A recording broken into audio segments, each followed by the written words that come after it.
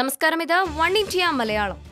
ബി.ജെ.പിയിൽ ചേരാൻ ഒരുങ്ങുന്നുവെന്ന റിപ്പോർട്ടുകളെ തള്ളി ശശി തരൂർ എം.പി. രംഗത്ത്.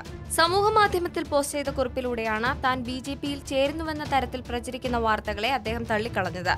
തന്റെ ബോധ്യങ്ങളാണ് ഇക്കാര്യത്തിൽ പ്രധാനമെന്നും അവയൊരിക്കലും ബി.ജെ.പിയുടെ നിലപാടുകളുമായി ചേർന്നു പോകുന്നവയല്ലെന്നും തരൂർ വ്യക്തമാക്കുന്നു. കഴിഞ്ഞ 40-ലേറെ വർഷങ്ങളായി ഇന്ത്യയുടെ ബഹുസ്വരതയെ പ്രതിരോധിച്ചുകൊണ്ടാണ് താൻ എഴുതുകയും പ്രസംഗിക്കുകയും ചെയ്തിട്ടുള്ളതെന്നും അദ്ദേഹം ചൂണ്ടിക്കാട്ടി. രാജ്യത്തെ എല്ലാ പൗരന്മാർക്കും വിഭാഗങ്ങൾക്കും സമാനമായ അവകാശങ്ങൾ ലഭ്യമാക്കണമെന്നാണ് എക്കാലവും തന്റെ നിലപാടെന്നും അദ്ദേഹം വ്യക്തമാക്കി. ഇക്കാര്യത്തിൽ ഒരു വിട്ടുവീഴ്ചയ്ക്കുമില്ല.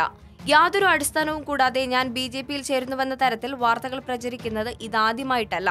അപ്പോഴെല്ലാം വ്യക്തമായി തന്നെ ഞാൻ തള്ളിക്കളഞ്ഞിട്ടുള്ളതുമാണ്, തരൂർ പറയുന്നു. ശശി തരൂർ ഉൾപ്പെടെ കേരളത്തിൽ നിന്നുള്ള 4 കോൺഗ്രസ് നേതാക്കൾ ബി.ജെ.പിയിൽ ചേരാൻ പദ്ധതിയിടുന്നതായി CPM സംസ്ഥാന സെക്രട്ടറി കോടിയേരി ബാലകൃഷ്ണൻ കഴിഞ്ഞ ദിവസം ആരോപണമുന്നയിച്ചിരുന്നു.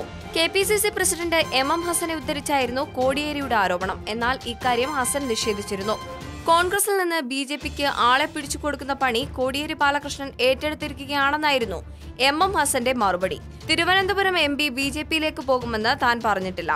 തെരഞ്ഞെടുപ്പ് കഴിഞ്ഞാൽ 4 കോൺഗ്രസ് നേതാക്കൾ ബി.ജെ.പിയിലേക്ക് പോകുമെന്ന് കേൾക്കുന്നുണ്ടല്ലോ എന്ന പത്രസമ്മേളനത്തിലെ ചോദ്യത്തിന് ഇല്ലെന്നാണ് മറുപടി നൽകിയത്. അതിലൊരാൾ ശശി തരൂരാണോ എന്ന് മറ്റൊരു മാധ്യമപ്രവർത്തകൻ ചോദിച്ചപ്പോൾ ബി.ജെ.പി അങ്ങനെ ഒരു പ്രചാരണം നടത്തുന്നുണ്ടെന്നും അക്കാര്യം ശശി തരൂരിന്റെ ശ്രദ്ധയിൽപ്പെടുത്തിയെന്നുമായിരുന്നു പറഞ്ഞത്. ഒരിക്കലും കോൺഗ്രസ് വിട്ടുപോകില്ലെന്ന് അദ്ദേഹം അറിയിച്ച കാര്യവും മാധ്യമപ്രവർത്തകരോട് പറഞ്ഞിരുന്നതായി M.M. ഹസൻ പറഞ്ഞിരുന്നു.